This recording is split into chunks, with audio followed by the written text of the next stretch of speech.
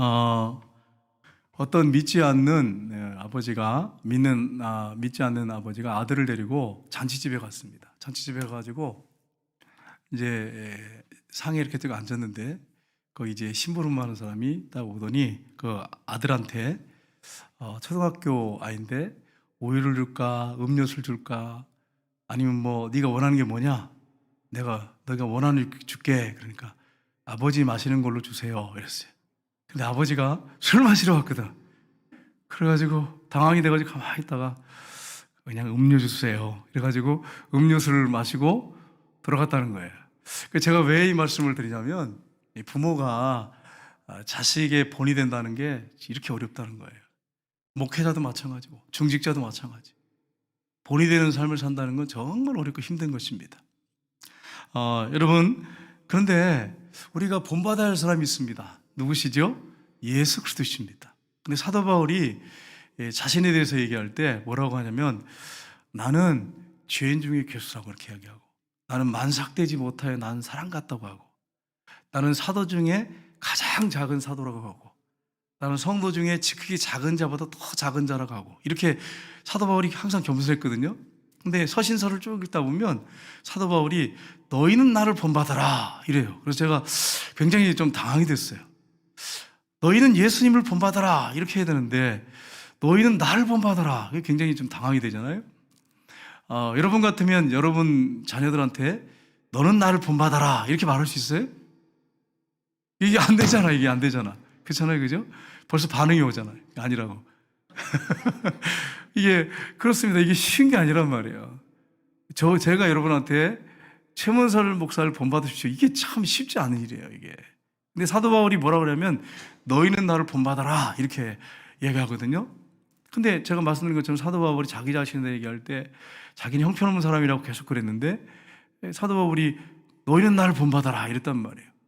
여러분, 왜 사도 바울이 이런 말을 했을까 하는 것입니다. 이제 성경에 답이 있죠. 고린도전서 11장 1절에 보면 이렇게 되어 있습니다. 같이 읽겠습니다. 내가 그리스도를 본받는 자가 된 것 같이 너희는 나를 본받는 자가 되라. 아멘. 이겁니다.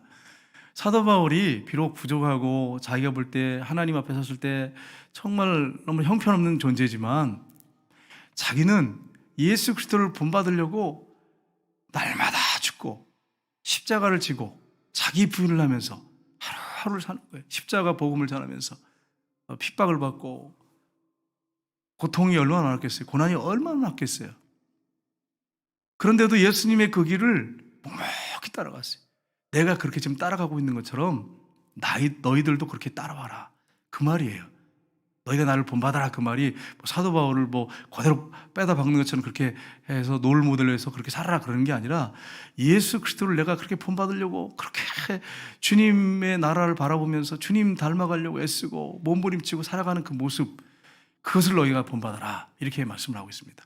우리가 사도 바울을 본받아야 될 텐데 오늘 읽은 본문에 보시면 사도 바울이 예수님을 본받아라고 했는데 신앙의 성숙에 대한 부분인데, 왜냐하면 예수님을 날마다 닮아간다고 하는 것은, 사도 바울을 닮아간다고 하는 것은 이제 신앙의 성숙이 이루어지는 거죠. 저와 여러분이 신앙의 성숙이 이루어지기를 주님으로 축복합니다. 여러분 계속 성장해서 성숙이 이루어져야 돼. 하나님이 여러분을 보시는데 여러분의 외적인 걸 보지 않습니다. 하나님이 여러분 볼 때 여러분 주머니에 돈이 얼마 들었는지, 여러분이 지금 명예가 어느 정도 올라갔는지 그거 안 보세요. 그럼 하나님이 여러분에게 보는 게 뭐냐면, 하나님 자녀들에게 보는 게 뭐냐면 네가 성숙이 얼마나 이루어졌냐, 영적 성숙이 얼마나 이루어졌느냐, 그걸 보신단 말이에요. 그러면 여러분 오늘 본문에 이 사도 바울을 통해서 우리가 신앙 성숙, 성숙된 이 삶은 어떤 삶인가, 사도 바울의 모습을 보면서 또 오늘 예배소에 보내는 이 편지의 내용을 보면서 우리가 살펴보기로 합니다. 첫 번째는 이 감사의 삶입니다. 여러분, 사도 바울이 에베소 교회를 생각하면서 감사했다고 했는데 뭘 감사했냐면 그들의 거짓 없는 진실된 믿음, 풍성한 사랑. 그렇게 그들이 하나님을 잘 섬기고 있어요. 에베소는 소아시아에 있는 교회입니다. 이름이 있는 교회고요. 사도 바울이 전도해서 많은 영혼이 죽게 돌아온 교회예요. 또 여러분 아시지만 사도 요한이 거기에 담임 목사로 있었던 교회. 그 지역의 복음을 전해서 많은 영혼을 주께 들어오게 귀한 곳이에요. 근데 이 에베소 교회에 지금 편지를 보내는데 그들의 믿음과 사랑에 대해서 생각하면 너무 감격스러운 거예요. 감사한 거예요. 그래서 여러분 오늘 본문에 16절에 보면 이렇게 되어 있습니다. 같이 읽겠습니다. 내가 기도할 때에 기억하며 너희로 말미암아 감사하기를 그치지 아니하고. 아멘. 기도할 때 에베소 교회를 생각할 때마다 감사하는 거예요. 사도 바울이 생긴 교회들이 많이 있겠죠. 예를 들어서 고린도 교회, 또 데살로니가 교회, 빌립보 교회, 갈라디아 교회, 교회들이 많아요. 교회를 에베소 교회 이렇게 생각할 때 기도할 때 기억하면서 너희로 말미암아 감사하기를 그치지 않았다. 이 언어상에 보니까 감사를 그치지 않았다. 이 단어가 유카리스톤이라는 단어인데 이 동사가 유카리스톤인데 이 현재 능동이에요. 이게 무슨 말이냐면 계속 기도할 때마다 에베소 교회를 기도할 때마다 계속 감사한다는 거예요.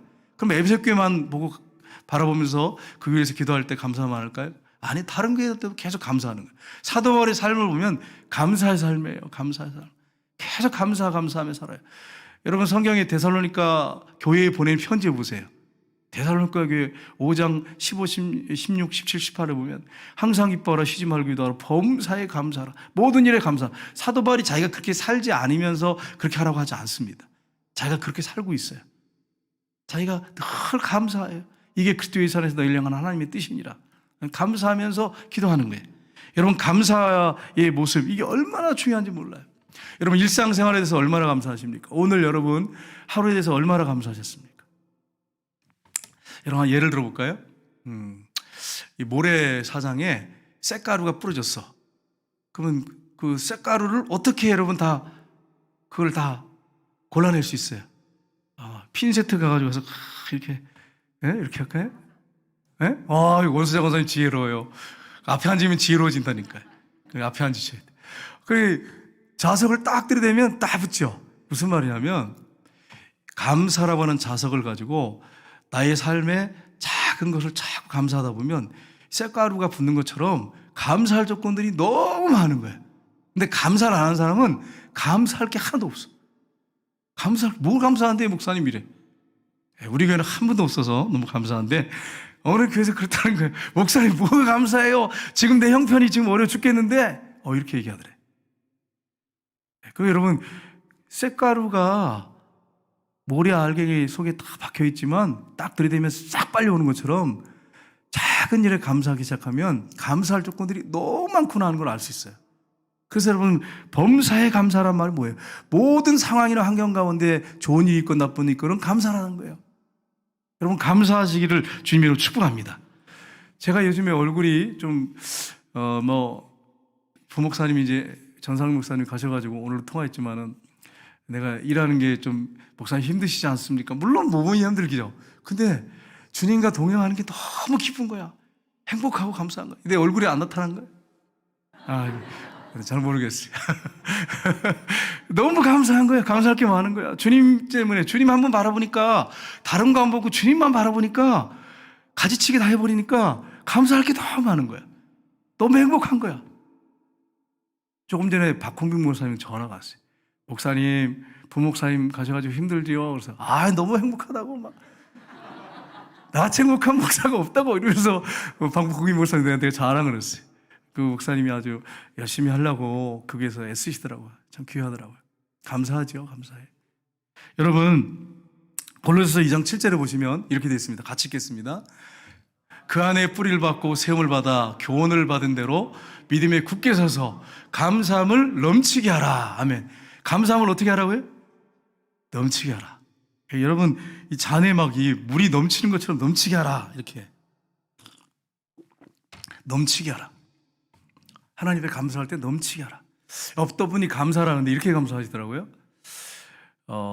어떤 사람에게는 먹을 것이 있는데 입맛이 없고, 어떤 사람은 입맛이 막 헷갈리네 이게. 먹을 거 있는데 입맛이 없고, 어떤 사람은 입맛이 없는데 먹을 것이 없고, 근데 나는 먹을 것도 있고 입맛도 있으니 하나님 감사합니다 이러시는 거예요. 그렇죠 여러분. 여러분 눈동자를 보면 제가 막 헷갈릴 때가 있어요 가끔. 얼마나 감사해요 여러분. 생각해봐요. 먹을 것도 있지 입맛도 있지 얼마나 감사해. 그냥 난 없어서 못 먹어요 저는. 먹을 게 너무 맛있어, 너무 맛있어. 제가 먹는 거 보고 여러분 제가 억지로 막 먹는 거 보셨어요?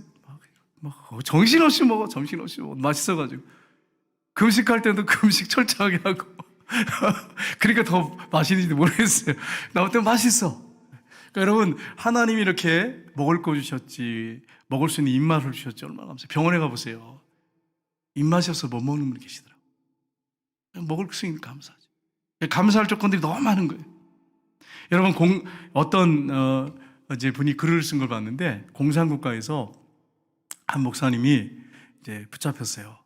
예배드리고 하다가 끌려갔어요. 가서 그러니까 고문하겠죠. 막 때리니까, 감사합니다. 감사합니다. 그러니까 대장이 화가 난 거야. 때릴 때마다 감사하다 그러니까. 저 여러분이 그렇게 됐으면 좋겠어요. 화가 났어요, 대장이. 아니, 뭐가 감사하냐고. 지금 끌려가지고 매 맞는데 뭐가 감사하냐고. 이러니까 주님을 위해서 매를 맞으면 하늘에서 상이 크다 그럽니다. 그러니까 이놈을 감옥에 집어넣어라. 이랬어요. 밑에 들어간 사람들한테. 감옥에 집어넣었어요. 감옥에 넣어가지고 뭐 하겠어요, 여러분? 거기서 기도하고 또 찬양하고 감사하고. 이게 보니까 그러고 앉아있거든. 저는 가다 죽여라 그랬어요. 죽여라. 그래가지고 끌어냈어. 그래가지고 이제 죽이러 가는데 감사합니다. 감사합니다. 그러니까 이게 대장이 어이가 없어. 그래가지고 이제 불렀어요. 아니, 지금 죽으러 가는데 뭐 감사하냐고. 그러니까 천국에 가면 순교의 상이 가장 크다고 하니 감사하죠. 갑자기 멍하니 있더래요. 그러더니 그냥 보내라, 보내. 이러더라는 거예요. 그래가지고 이분이 풀려났대. 그게 어이가 없는 거죠. 순교하는데 뭐가 감사해? 근데 이 목사님은 신앙이 제대로 된 거죠. 네, 된 거예요. 하나님 앞에 가면 순교상이 가장 크답니다. 그러니까 감사한 거야. 순교도 감사한 거야. 그러니까 여러분, 모든 게 감사해야 돼. 오늘 우리 이도영 선교사님이 김수지 선교사님하고 갔어요. 그래서 제가 잠깐 갔다 왔는데 그 아버지 어머니 마음 어떨까? 성군사님 마음 어떨까? 또 요한이 때문에 더 어리겠죠? 내가 문 두들기니까 이제 아빠 이러더라고요. 그러더니 이제 내가 이제 들어가니까 기도실로 들어가니까 목사님 아유 그 귀에 이게 잘 안 떠나요. 이게 얼마나 귀한 아이예요. 근데 보내놓고 얼마나 마음이 아프겠어요. 인간적으로 보면 그렇잖아요. 인간적으로 가슴 아픈 일이잖아요. 그렇지만 하나님의 나라를 위해서 세상 일을 위해서 아니라 주님을 위해서 간다는 게 얼마나 감사한 일이에요. 그 상이 얼마나 크겠어요. 그렇게 생각하면 여기서 우리가 같이 눈물로 선교사님들을 위해서 이름을 불러가면서 여러분 기도하겠습니다. 우리 이현배 선교사님, 이진영 선교사님 와서 얼마나 보기 좋은지 모르겠어요. 안 가셔도 괜찮아요. 여러분 그렇습니다. 선교제 가는 거 감사한 거예요. 감사한 거예요. 또 와서 이렇게 얼굴 보니 또 얼마나 감사해, 행복하고. 시온이하고 또 종민이가 얼마나 그 아빠 엄마를 도와가지고 열심히 하는지 모르겠어요. 우리 권사님 그때 갔을 때 그런 거예요. 같이 와 이제 공부하니까 할머니한테 할머니 우리 동창이에요 그러더라고요. 동창. 학원에서 같이 공부한다고. 그러니까 여러분 우리가 가만히 생각해보면 감사할 조건들이 더 많은 거예요. 우리 예수님 한번 보세요. 예수님께서 오병이어에 보리떡 5개 물고기 2마리 뭐가 감사해 이거 가지고 초라한 어린아이 하나 먹을 도시락 가지고 이걸 가지고 높이 드셨어요. 그래가지고 높이 드시고 하나님 앞에 감사하기도 하시고 떼어서 주셨어요. 5,000명이 먹고 남는 역사가 일어났어요. 그리고 나사로의 무덤 앞에서 돌문 옮겨놔라고 뭐라고 하십니까? 뭐라고 기도하십니까? 아버지여 내 말을 들으시는 것을 감사나이다. 항상 내 말을 들으실 줄 내가 아나이다. 나사로야 나오나 그러잖아요. 무덤 앞에서도 감사하셨어. 나흘 된 나사로가 죽은 지 나흘 된 나사로의 무덤 앞에서 감사하셨어. 그리고 여러분 최후의 만찬 떡을 떼기 전에 감사하기도 하시고 살해하시고 이 예수님 몸을 주는 거잖아요 우리한테. 그런데 감사하기도 하시고 떼어주셨어요. 잔을 돌리기 전에도 감사하기도 하시고 돌리셨어요. 이게 십자가의 죽음이라는 거 아셔요. 그런데도 감사하기도 하시고 돌리셨어요. 그러니까 여러분 보세요. 이 감사가 얼마나 중요한가. 예수님도 그렇게 다 고난의 자리에 죽는 자리에 가면서도 감사하셨어요. 예수 믿는 사람들은 뭘 많이 해야 되냐면 감사를 많이 하셔야 돼요. 감사를 많이 하셔야 돼요. 하나님 앞에 감사할 조건들이 얼마나 많은데 우리가 만입이 있어도 다 찬양 드릴 수 없고 감사할 수가 없어요.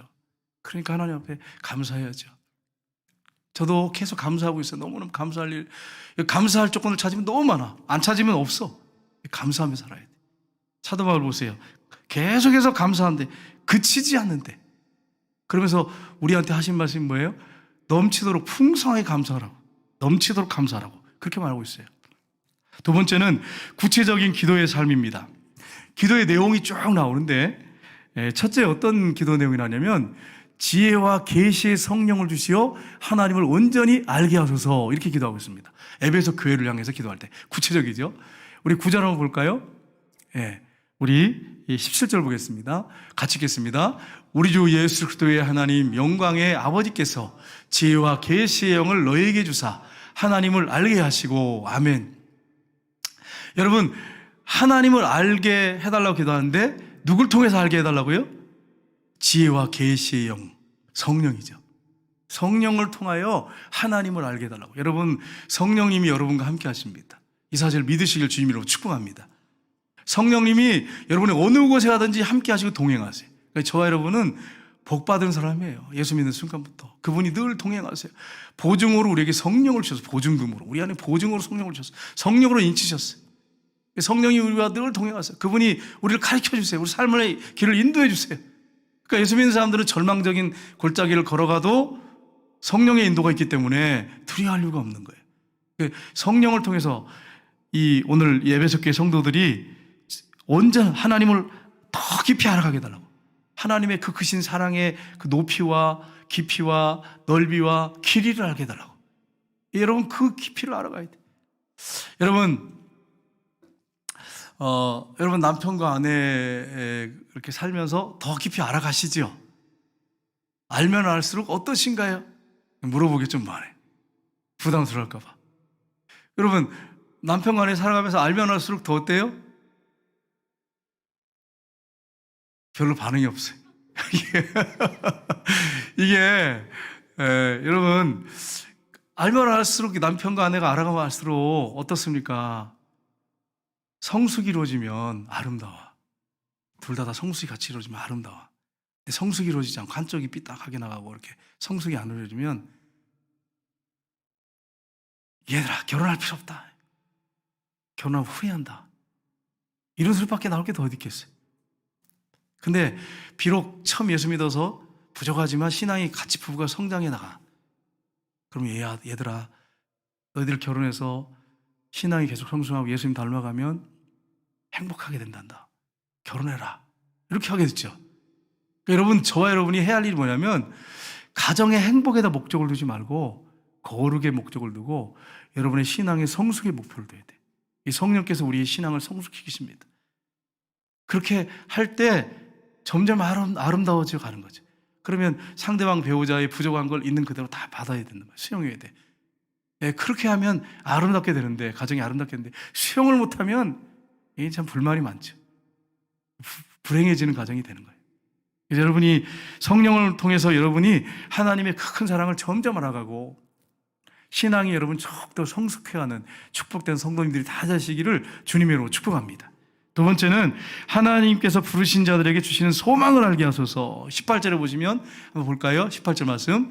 너희 마음의 눈을 밝히사 그의 부르심의 소망이 무엇이며 성도 안에서 그의 기업의 영광의 풍성함이 무엇이며. 아멘. 여기 보면 마음의 눈을 밝히사. 그러니까 이게 우리 영적인 눈이 있어요. 그 눈이 밝아지지 않으면 하나님이 주신 그 소망, 그게 뭔지 몰라요. 교회 똑같이 다니는데 천국이 안 보이는 사람은 몰라. 하나님이 주신 소망이 안 보이는 사람은 몰라. 눈은 뜨고 있는데 시력이 2.0인데 몰라. 부르신 소망이 있어요. 하나님이 우리를 위해서 준비해 놓으신 그 천국이 우리를 위해서 준비되어 있어요. 하나님과 어린 양 보좌에서부터 흘러나오는 생명수강이 흐르고 그 좌우에 12 열매들이 맺혀지고 달마다 맺혀지고 우리의 눈물을 닦아주고, 우리가 길을 가는데 뒤에서 누가 탁탁 때려요. 그래서 딱 돌아보니까 하나님께서 눈물을 닦아주세요. 이런 일이 천국에서 이루어지는 거예요. 우리 주님께서 우리의 눈물을 닦아주세요. 위로해 주시고 아픈 것이나 애통하시나 곧 가는 게 없고 얼마나 좋아요, 여러분. 생각해봐요. 그 천국에서 그 천국 소망 가지고 살면 가장 복 있는 사람이죠. 행복한 거죠. 여러분, 아브라함이 히브리서에 보세요. 11장에 보세요. 11장, 12장 조금 보시면 아브라함에 대한 얘기가 나오는데, 아브라함, 이삭, 야곱이 장막에 거했다고 그랬어요. 근데 거기 뭐라고 돼 있냐면, 왜 장막에 거했을까? 이 부자가. 아브라함은 종이 386명. 맞죠? 네, 숫자 개념이 제가 약해. 예? 318명. 우리 역시 이 땅보다는 숫자가 확실해요. 우리 사람은 제가 이제 교회에 와서 언제 몇 월 며칠에 왔습니다 이까지 탁 해가지고 그때 식사를 이렇게 한번 하자고 그러시더라고요. 그러니까 날짜를 정확하게 기억하세요. 이렇게 날짜 개념이 아주 정확하신 분들, 숫자 개념이 정확한 분이니까 저는 숫자가 약해가지고 다른 건 좀 이렇게 좋은데 오해하시면 안 돼. 그 다른 건 좋은데 이제 숫자가 좀 안 좋은 거예요. 그래가지고 여러분 318명이 종이 있어요. 그런데 보세요. 318명이 있는데 장막에 걸 이유가 뭐였어요? 야곱, 이삭은 농사에서 100배를 얻었어요. 거부가 됐다고 돼 있어. 성경에 거부라고 돼 있어. 거부. 근데 장막에 걸 이유가 뭐 있어요? 근데 거기에 뭐라고 돼 있냐면 하나님께서 준비하신 더 큰 도성을 바라봅니다. 그게 무슨 말이냐면 천국을 바라보고 산 거예요. 지금부터 몇천 년 전이에요? 거의 4,000년 전이에요. 근데 아브라함은 천국을 바라보고 산 거예요. 그러니까 그렇게 부자인데 이게 가축 이런 게 안 들어와. 하나님만 바라보는 거예요. 하나님만. 그러니까 천국 소망을 가지고 사니까 여러분 이 집을 짓고 막 그 가수원 만들고 할 수 있잖아. 돈 많으니까. 근데 안 하는 거예요. 종도 많고 그런데. 천국 바라보고 사는 거야. 그렇게 순례자의 길, 나그네의 길 걸어다가 하나님 나라 갔어요. 이삭도 마찬가지. 여러분, 모세가 뭐가 부족합니까? 40년 동안 바로의 왕궁에서 왕자로 컸어. 그런데 히브리서에 뭐라고 되냐면 예수 그리스도를 바라보고 하늘에 주실 상이 크기 때문에 그걸 바라보고 바로의 왕자로 부름받은 걸 다 내려놓고 그리고 자기 배통감이 고통을 받았다고 이렇게 돼 있잖아요. 고통받고 나왔다고. 그러니까 분명한 것은 영적인 눈이 열려 있던 거예요. 우리하고 달라. 물론 우리 중에 영적인 눈을 열어서 보는 분이 있지만 영적인 눈을 열고 본 거예요. 여러분 어느 시대든지 영적인 눈을 연 사람은 하나님의 나라 소망을 바라보며 삽니다. 저 여러분이 그렇게 살기를 주님으로 축복합니다. 지금 내 환경을 바라보고 상을 바라보고 보면 비참할 수도 있어요. 근데 영적인 눈이 열리면 천국 소망을 바라보면 얼마나 감사할 게 많은지 몰라. 행복한지 몰라. 저 여러분이 그렇게 사셔야 돼요. 그렇게 살아야 돼. 여러분이 아파트 50평에 만약에 여러분이 들어간다 한번 생각해 보세요. 들어간다. 윤대성 집사님 아파트 50평에 내일 모레 들어간다 그러면 생각해 봐요. 어떨까요? 윤대성 집사님 얼마나 좋으시겠어요. 그죠? 근데 저 천국 소망을 바라보고 사는 사람들은 여러분 영적인 눈으로 보는 거예요. 그러니까 얼마나 소망 가운데 살겠어 생각해 봐요. 이 땅에 미련 두지 않는 거예요. 그러니까 열심히 살지만 여러분 예수 믿는 사람이 그렇게 살아야 돼. 그걸 알게 해달라고 그 소망을 알게 해달라고 이렇게 기도하고 있는 거예요. 여러분 우리가 하나님 나라 가면 얼마나 영광이 크겠습니까? 이 땅은 잠깐 있다 갑니다. 오늘도 이제 어떤 분하고 얘기를 했는데 이런 얘기를 하는 거예요. 목사님 제가 어떤 형제를 봤는데 너무 잘생겼어요. 멋있었어요. 근데 지금 40대인데 보니까 아저씨예요 아저씨. 그러면서 그때는 그렇게 멋있어 보였대요. 40대니까 그냥 형편없겠죠. 50대 60대는 더 망가지겠죠. 그래도 여러분 저 괜찮잖아요. 우리 장로님들 괜찮잖아요. 괜찮단 말이에요. 근데 이 80년 잠깐 가요. 90년 잠깐이면 이게 집이라고 표현되어 있는데 이 장막집이 무너져요. 무너질 때가 와요. 90대 되면 무너지지 않겠어요? 근데 우리의 영은 날마다 새로워지는 거예요. 이렇게 되기를 주님으로 축복합니다. 원근사님도 앞에 계시지만 옛날에 참 멋있게 꾸미시던 요즘에 좀 덜 하시는 것 같아요. 좀 꾸며야 돼. 연세 드실수록 꾸미가 보다. 근데 보세요. 중요한 건 뭐냐면 목사님 그런 말씀 하지 마세요. 내 몸은 점점 낡아지지만 내 집은 낡아지지만 내 영은 사도 바울처럼 날마다 새로워지고 있습니다. 이렇게 하셔야 돼. 아멘이시죠 권사님? 다음에 그렇게 하기로 원합니다. 그렇게 돼야 돼. 이게 진짜 신앙의 모습이에요. 저 여러분이 그렇게 돼야 돼. 근데 여러분 안 그러잖아요. 여러분 이제 그 신앙이 이렇게 점점 깊어져가지고 성숙되지 않으면 맨날 얼굴 보면서 올릴까 뭐 이러면서 뭐 어떻게 할까 어딜 뜯어고치 이런단 말이에요. 그렇게 하지 말고 내면을 성숙해. 내면을. 그래서 사도 바울이 그렇게 표현했잖아요. 나는 날마다 새로워진다고. 진짜 그래요. 이 영적인 건 그래요. 영적 세계가 그래요. 저 여러분이 그렇게 되기를 주님으로 축복합니다. 이걸 알게 해달라고 하는 거예요 지금. 그 다음에 세 번째는 우리에게 베푸시는 하나님의 능력의 지극히 크심을 알게 하소서. 19절에 보십시오. 같이 읽겠습니다. 19절 말씀. 그의 힘의 유력으로 역사하심을 따라 믿는 우리에게 베푸신 능력의 지극히 크심이 어떠한 것을 너희로 알게 하시기를 구하노라. 아멘. 그 힘의 능력이 얼마나 능력이 있는지, 우리를 구원하신 것도 그 능력이 대단하시지만 우리의 삶에 역사하시고 보호하시고 인도하시는 능력은 더 큽니다. 여러분, 이번 코로나 때 진짜 교회 폐쇄당하고 3개월 폐쇄당하고 딱 노란 딱지 붙어있고 그러니까 절망이 얼마나 큰지 몰라. 절망이. 그런데 엎드려가지고 기도를 하잖아요. 기도하는데 하나님께서 뭘 주시겠어요? 힘을 주시고 용기를 주시고 일어날 수 있는 담대함을 주시고 그리고 기도할 수 있도록 해주시고 또 다른 사람들 통해서 기쁨을 주시고 주변에 목사님들이나 우리 장로님들 전화 와서 위로해 주시고 기도하고 있다고 힘을 내라고. 이것도 큰 힘이 돼요. 정말 여러분 그렇게 하셔야 돼요. 고난 가운데 있는 분들한테 전화하시고 기도해 주세요. 큰 힘이 됩니다. 근데 중요한 것은 엎드려 기도하니까 주님이 보이는 거예요. 주님이. 그러니까 이거 이길 수 있겠구나 확신이 들고 담대한 거야. 제가 만약에 주님 안 바로 왔으면 못 일어났을지도 몰라요. 주님이 함께 하신다는 확신이 드니까 두려운 게 없는 거야. 두려운 게 없는 거예요. 어떤 분이 전화 와가지고 요즘에도 전화 와서 목사님 힘드시죠? 힘든 거 하나도 없어요. 요새 얼마나 행복한지 몰라요. 여러분 이게 주님의 능력은 강력합니다. 코로나 때문에 우리가 제재당하고 힘들지만 그렇다고 해서 주님의 능력이 제한됩니까? 사도 바울이 뭐라 그랬어요? 사도 바울이 내가 이렇게 쇠사슬에 묶인 것처럼 여러분이 이거 외에는 나와 같이 되기를 합니다 이러잖아요. 왕 앞에서, 아그리빠 왕에서, 베스토 총독 앞에서 당신이 나와 같이 되기로 한다 그러잖아요. 그러니까 미쳤도다 그러잖아요. 네가 미쳤도다. 네가 네 학문 많이 배웠는데 공부했는데 그게 널 미치게 한다 그러면서 아그리빠 왕은 뭐라 그럽니까? 네가 적은 말로 나를 그리스도인 되게 하는도다 이렇게 하잖아요. 그게 당당한 거예요. 당당한 거예요. 예수 믿는 사람들은 말씀 묶이지 않습니다. 앞으로 코로나 할아버지가 와도 말씀 묶이지 않습니다. 하나님 능력은 묶이지 않아. 우리가 묶이는 것 뿐이지. 연약하기 때문에. 그러니까 여러분 담대하셔야 됩니다. 예수 믿는 사람들은. 일어나셔야 돼. 담대하셔야 돼.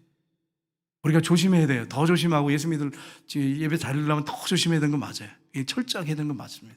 그러나 그것 때문에 움츠러들 이유가 없는 거예요. 더 담대하게 조심하면서 열심히 신앙생활 하셔야 돼. 우리 주님은 강하신 분이에요. 그래서 여러분 고린도 후서에 보니까 13장 3절에 보면 이렇게 되어 있습니다. 같이 읽겠습니다. 이는 그리스도 안에서 내 안에서 말씀하시는 증거를 너희가 구함이니 그는 너희에게 대하여 약하지 않고 도리어 너희 안에서 강하시니라. 아멘. 예수님이 어떤 분이에요? 강하신 분이에요. 우리 안에서 강하신 분이란 말이에요. 그러니까 우리 안에 예수님이 계시기 때문에 우리가 기도하면 얼마든지 아무리 절망적인 상황에도 일어날 수 있단 말이에요. 안 믿는 사람들은 끝장나요. 한번 큰 어려움이 당하면 무너져가지고 못 일어나. 패인이 돼 어떤 사람들은. 근데 예수 믿는 사람들은 아니에요. 우리 안에서 약하지 않고 도리어 강하시니라. 일어날 수 있어요. 핍박을 받으면 받을수록 더 강하게 일어날 수 있어요. 제가 홍수한 그 간증을 어떤 장로님이 보내셔가지고 이제 봤는데, 홍수한이 카라스케하고 이제 컨트롤했잖아요. 컨트롤했는데, 그래서 쓰러뜨려가지고 엄마 나 참깨 안 먹었어 이랬단 말이에요. 그때가 우리가 가난해가지고 맨날 먹는 거 타령했잖아요. 참깨 먹었어. 보세요. 피원도 보세요. 우리나라 사람들 그렇게 배고파할 때가 있었단 말이에요. 근데 하나님 이렇게 잘 살게 했잖아요. 그리고 또 여러분 아시지만은 아이들한테 야 달리지 말라 배 꺼진다 이러잖아요. 옛날에 그런 가사 있었잖아요. 노래 있잖아요. 어른들이 그랬대잖아요. 그렇게 가난했어. 찢어지게. 홍수한도 가난하셨더라고요. 보니까. 그런데 카라스키하고 싸우는데 여러분 4번을 다운당했어요. 4번. 근데 5번째 일어나가지고 다운시켰어요. 그분이 그러더라고요. 이런 얘기를 하더라고요. 자기 신앙 양심을 고백하는데 자기가 컨트롤 잘해가지고 실력이 있어 때려서 눕힌 게 아니라 어떻게 휘두르다 보니까 맞았더래. 그래가지고 그러더니 막 쓰러지더래. 막 그냥 쓰러지더래. 그러면서 이게 하나님 은혜가 아니고 뭐냐고 이렇게 표현하시더라고. 자기가 막 지쳐서 4번 다운됐는데 뭐 제정신이 있어, 남의 정신인지 이게 제정신인지 어떻게 알아. 그런데 어떻게 휘둘렀는데 정확하게 맞아버린 거야. 그래가지고 정신 못 차리더래. 그래가지고 때려가지고 눕혔다면서 하나님의 은혜라 그러면서 하나님이 도우셨다고. 그래서 어머니하고 막 카퍼레이드 하는 걸 보여줬어. 내가 봤거든. 다 찾아봤더니 역사상 그런 일이 없었다네. 챔피언 돼가지고 카퍼레이드를 쫙 했어. 어머니하고 둘이. 그리고 박정희 대통령이 그때 당시에 250만 원인가 뭐 이렇게 줬다 그러더라고요. 250만 원. 근데 그때 집 그걸로 하면 3채 살 수 있었대요. 강남 쪽에 좋은 집 아파트를. 그렇게 해주셨다 그러더라고요. 위로해 주셨다고. 그러니까 여러분 그렇습니다. 우리 주님은 우리 안에서 강하신 분이에요. 우리가 정말 다운되는 것 같지만 주님이 우리 함께 하시면 다시 일어나서 승리할 수 있는 거예요. 이 사실을 믿으시길 주님으로 축복합니다. 여러분 예수님이 여러분과 저와 함께 하세요. 세 번째는 오직 예수 그리스도만을 높이는 삶입니다.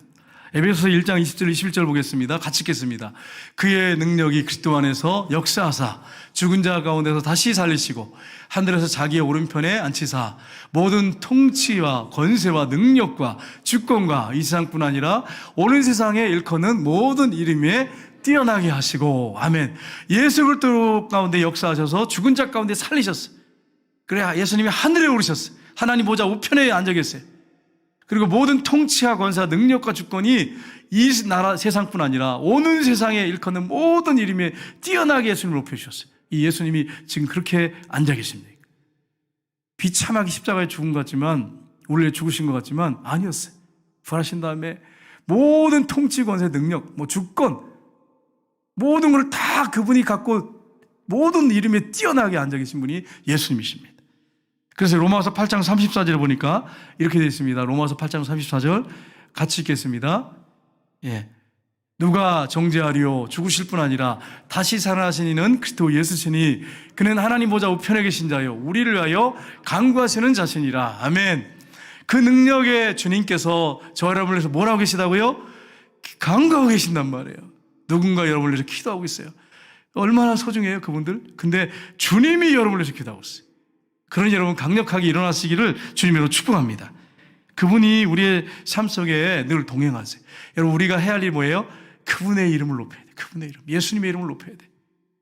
자녀의 이름을 높이고 막 그러지 말고 자녀가 잘 됐다고 높이지 말고 주님을 높이시래. 주님을. 제가 어느 목사님 글을 봤는데 목사님이 사모님하고 사명을 가지고 시골교회에 들어가서 고생하셨어요.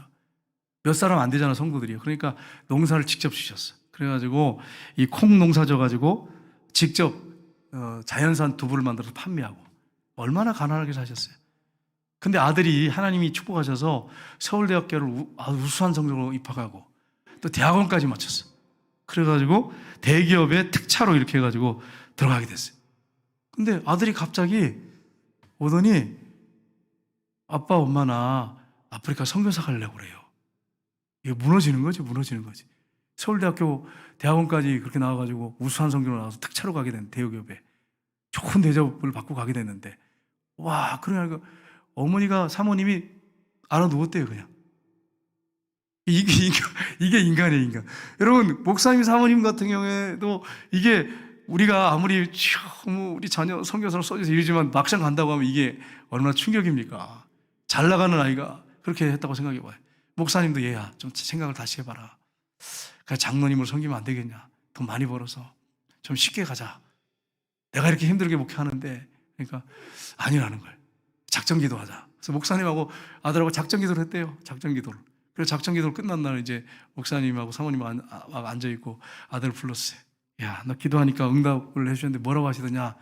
너 어떻게 할 거냐. 이러니까 내가 최고의 이렇게 자리에 올라가봤는데 부러울 게 없더래요. 부러울 게. 이제 부러울 게 뭐가 있겠어. 그런데 보니까 아무것도 아니더래. 그래서 이제 낮은 자리로 내려가기 원합니다. 그러면서 십자가 부활을 증거하는 것보다 이 주님이 나를 죽으셨는데 그 복음을 증거하는 것보다 더 귀한 일이 어디 있겠습니까? 그러면서 아프리카로 가더래. 그러니까 여러분, 이게 우리가 해야 할 일이 뭐냐면, 세상의 것들 아무리 여러분이 높은 지혜에 올라가고 모든 걸 다 소유했어도 아무것도 아니야. 그 누가 고백을 했어요? 솔로몬이 고백했잖아요. 솔로몬이 부귀영화를 다 누렸어요. 솔로몬보다 부자가 없잖아요. 동산 막 그 과수원도 크게 만들고 막 좋은 과일 다 먹어보고 아내를 1000명이나 두고. 이 세상에 이게 참 이거 어떻게 나 이 성경에 이런 거 보면서 참 충격이에요. 이게 뭐 왕이니까 막 그 정략 결혼을 했단 말이에요. 1000명에 두고. 그리고 뭐 부족한 게 없어. 다 먹는 뭐 상의 그릇이 다 금이야. 상하궁에 막 그 금으로 그냥 다 눕혀가지고 앉아가지고 어마어마한 거지요. 막 왕들이 지혜를 들어 찾아오면서 막 금을 가지고 오고 막 온갖 보물들 가지고 와. 얼마나 부경화 커요. 그래서 성전을 줄 때 막 금칠을 했잖아요. 그냥 안에 내부에 그냥. 근데 여러분, 솔로몬이 뭐라고 고백해요? 헛되고 모든 것이 헛되도다. 어떤 교회에서 목사님 이렇게 설교했더니 어떤 분이 그러더래요. 목사님, 나도 그래도 솔로몬처럼 한번 살아봤으면 좋겠습니다. 뭐 그런 말이 없어요. 그러지만 서둔분이 그렇게 살아보니까 헛되다는 거예요. 아무것도 아니라는 거예요. 여러분, 그렇습니다. 세상의 것들은 아무리 다 누려봐도 세상의 것들은 다 헛되게 돼 있어요. 그런데 여러분, 주님을 높이고 주님의 영광을 위해서 하는 것들은 헛된 게 아니에요. 다 기억하시고 보상하신단 말이에요. 가장 영광스러운 일이에요. 우리 주님을 높이는 일, 그 일을 하는 것이 가장 귀한 일인 거예요. 네 번째는 예수 그리스도를 교회의 머리로 삼고 인도받는 삶입니다. 우리 주님이 절대 주권을 갖고 계시죠. 22절, 23절 마지막 절 보겠습니다. 또 만물을 그의 발 아래 복종하게 하시고 그를 만물 위에 교회의 머리로 삼으셨느니라. 교회는 그의 몸이니 만물 안에서 만물을 충만케 하시는 이의 충만함이니라. 아멘. 여기 보면 예수님이 교회의 뭐라고요? 머리예요. 머리. 예수님이 교회의 머리예요. 사람이 아니에요. 예수님 머리예요. 여러분, 교회는 두 종류가 있어요. 크게 나누면 유형교회가 있고 무형교회가 있습니다. 유형교회는 눈에 보이는 교회예요. 예를 들어 구미성전교회, 뭐 사랑의교회, 뭐 평강교회. 눈에 보이는 교회는 유형교회. 무형교회는 뭐냐면 눈에 보이지 않는 교회. 예수님을 구주로 영접한 사람들은 우리가 다 교회라고 하잖아요. 교회. 성전이라고 하잖아요. 눈에 보이지 않는 세계 모든 나라, 구미 땅에 있는 모든 성도들, 이게 무형교회예요. 보이지 않는 교회. 우주적인 교회죠. 지구에 있는 모든 교회들, 성도들, 그게 무형교회예요. 무형교회. 무형교회의 머리가 누구예요? 예수 그리스도세요. 예수님 머리세요. 우리는 예수님의 몸이란 말이에요. 그러니까 여러분, 우리가 연합하는 일을 힘써야 됩니다. 연합해서 기도하고 연합해서 진리를 외치고 바른 길을 가는 거 하나님 기뻐하는 일이에요. 그래서 교회에 연합하는 일을 열심히 해야 됩니다. 그런데 이단하고 연합하고 불의와 연합하는 건 아니에요. 연합해서 하나님의 영광을 위해서 우리가 달려가야 되는데, 예수님 머리고 우리는 몸이잖아요. 그러면 여러분, 몸은 누구의 지시를 받아야 돼요? 머리의 지시를 받아야 돼. 근데 여러분, 우리 연세 드신 분들 죄송해요. 깜빡깜빡 하잖아요. 그래가지고 뭐 핸드폰 찾느라고 그냥 하루 종일 걸리고, 어떨 때는 그냥 냉장고 안에 있고 냉동실에 들어가 있고, 그런 일이 벌어지잖아요. 여러분, 나의 연세가 드시니까 이 머리 기능이 떨어지는 거예요. 그렇잖아요. 건망증도 오고. 근데 예수님은 그런 분이 아니잖아요. 그러니까 그게 몸에 이상이 온 거잖아요. 근데 보세요, 예수님 머리로 그분이 지시하면 순종해야 되는데 교회들이 안 따라가네. 몸이 안 따라가네. 그럼 여러분 보세요, 머리에서 지시했는데 몸이 안 따라가면 뭐예요? 병원에서 어떤 분들은 머리는 총명해. 몸이 안 따라가. 그럼 뭐예요? 장애인이잖아, 장애인. 머리는 살아있어. 근데 식물인간처럼 누워있어. 그러면 여러분 보세요. 이게 어떻게 되는 거예요? 일어나라는데 못 일어나. 여러분, 한국교회나 세계교회가 사단에 의해서 점점 이렇게 돼가고 있어요. 예수님 머리인데 몸이 기능을 못해. 이 숟가락도 못 들어. 주님이 기뻐하는 일 못해. 여러분, 큰 교회냐 작은 교회가 중요한 게 아니고, 중요한 건 주님을 머리로 해서 주님께 순종하느냐 아니냐가 중요한 거야. 교회는. 주님이 우리 교회에 말씀하시는데, 성령이 교회들에게 말씀하시는데 못 들어. 기가 막혀가지고. 들었는데 행동하지 않아.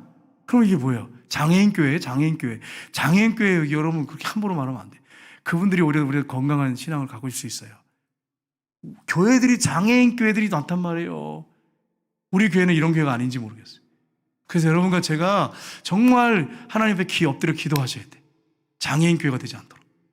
영적 장애. 주님 말씀하시면 순종하면서 움직여야 돼.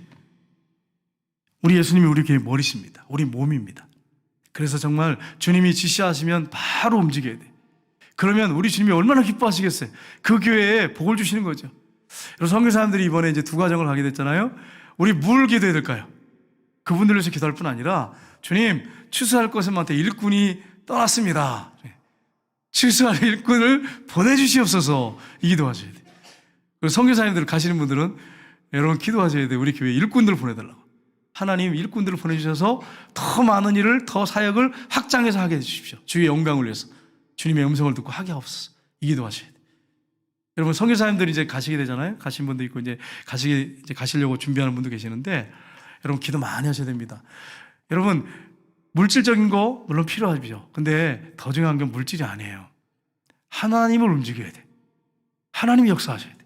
그러니까 여러분, 뭐가 중요해요? 기도가 중요한 거예요. 기도가 중요한 거예요. 그래서 저와 여러분이 선교사님들을 위해서 기도 많이 하셔야 되고, 여러분 자녀를 위해서 기도 많이 하셔야 돼요. 목회하는 자녀를 위해서 눈물로 기도하셔야 돼. 눈물로 엎드려가지고. 그러면 정말 이게 중요하단 말이에요. 여러분 자녀들이 힘들고 어려울 때 같이 여러분 기도하셔야 돼. 그 기도 제목 좀 나누고 같이 기도하셔야 돼. 여러분, 새벽에 지금 우리가 특별 새벽 기도를 하고 있잖아요. 여러분이 새벽마다 엎드려서 자녀를 위해서 기도하는 거, 이건 영적 자산이야. 눈에 보이지 않는 자산이야. 근데 하나님이 기름 부으시고 자녀를 축복하십니다. 근데 기도 안 하는 사람도 몰라. 그게 얼마나 큰 자산이 될지 모르는 거예요. 10년, 20년 지났는데 그 자녀에게 얼마나 큰 자산이 될지 모르는 거예요. 그러니까 잠자고 있는 거예요. 새벽 기도 안 나오는 거예요. 모르니까 동기부여가 안 된 거죠. 여러분, 제가 목사님들을 많이 만나잖아요. 만나서 얘기를 해보면 부모님들이 기도 많이 한 분들 있잖아요. 그러면요, 흔들리질 않아요. 맨 땅에 헤딩하는 같은 고통을 당하지 않아요. 그 일이 안 될 것 같으면 자꾸 풀려나가. 근데 기도하는 부모님이 없어. 우리 아버지 어머니가 안 믿습니다. 이렇게 하는 목회하는 목사님들 보면 너무너무 힘든 거야. 너무너무 힘든 거야, 그 일이. 그러니까 잘 나가는 목사님들을 교만하면 안 돼요. 어머니 아버지 기도 때문이에요. 주변의 기도 때문이에요. 그래서 큰 교회 목사님들이 왜 이렇게 크게 쓰임받습니까? 기도하는 분들이 많기 때문이죠. 그러니까 여러분이 이런 사실을 알고 여러분이 영적 자산을 새벽마다 와서 하나님 앞에 기도하는 거, 이게 자녀들한테 가장 큰 유산을 물려주고 있는 거예요. 이걸 놓치지 마셔야 돼. 그래서 힘들더라도 나와서 기도하셔야 돼. 자녀를 위해서 계속 기도하셔야 돼. 그래서 여러분 자녀들이 영적으로 복받고 앞으로 쓰임받을 수 있도록 여러분 힘써 기도하셔야 돼. 이제 추위도 다 갔잖아요. 벚꽃이 활짝 폈어. 벚꽃은 활짝 폈는데 나는 활짝 안 폈어. 그 얘기를 정신 바짝 차리셔야 돼요. 제가 그 얘기를 왜 이 얘기냐면, 기도하시라는 거예요. 벚꽃처럼 활짝 펴가지고 기도하시란 말이에요. 그래서 여러분 새벽마다 나와서 여러분 나라 민족을 위해서, 선교사님들을 위해서, 여러분 자녀를 위해서, 우리 교회를 위해서, 구미를 위해서, 저를 위해서, 우리 장로님들을 위해서 기도해가지고 하나님께서 정말 축복하시는 역사를 체험하기를 주님 이름으로 축복합니다. 기도하겠습니다. 하나님.